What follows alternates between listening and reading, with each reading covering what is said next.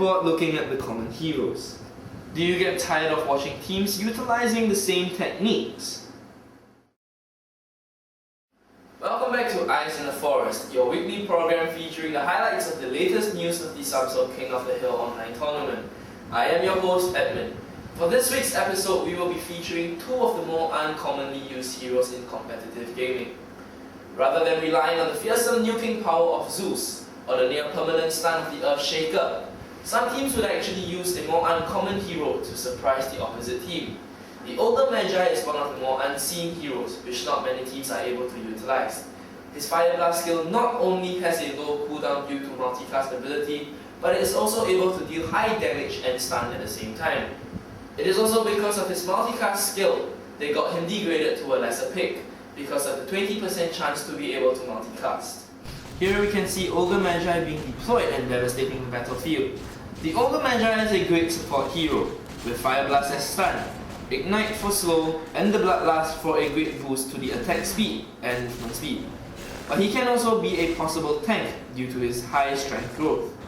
The multicast, even though at 20% chance, can rise to even 30% if the Ogre Magi manages to get the Aghanim Scepter, which gives him a high chance to instantly kill any intelligence or agility hero at mid-game. Bone Fletcher or Clint is one of the best assassins in the game. He is a ganker at the game's very best. Able to take down any building alone effectively, he can be hard to locate and get taken down due to his windwalk ability.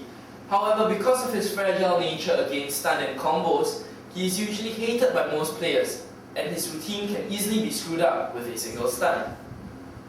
Clinks is commonly known as a DPS hero or a damage per second hero. His windwalk ability is both a great way for ganking and escaping a gank. His Death Pact skill allows him to survive the battlefield throughout the game with a free deny of a creep. Here we can see Clint using his windwalk skill as an element of surprise to gank his lone opponent for an easy kill. Even with a low health pool, his high damage output and attack speed are not to be trifled with. Not to mention that he has a great escape mechanism. Recently we have seen the new Dota version of 6.56 being released. Version 6.56 sees the most dramatic changes, with several new items and heroes being added on. Will this map have the potential to replace the current stable map of 6.52E? Only time will tell. So that's all for this week's Eyes in the Forest. Tune in next week as we bring you the summary of the round robin stages and take a look at those who have emerged victorious in the single elimination bracket. This is Edwin, see you again next week.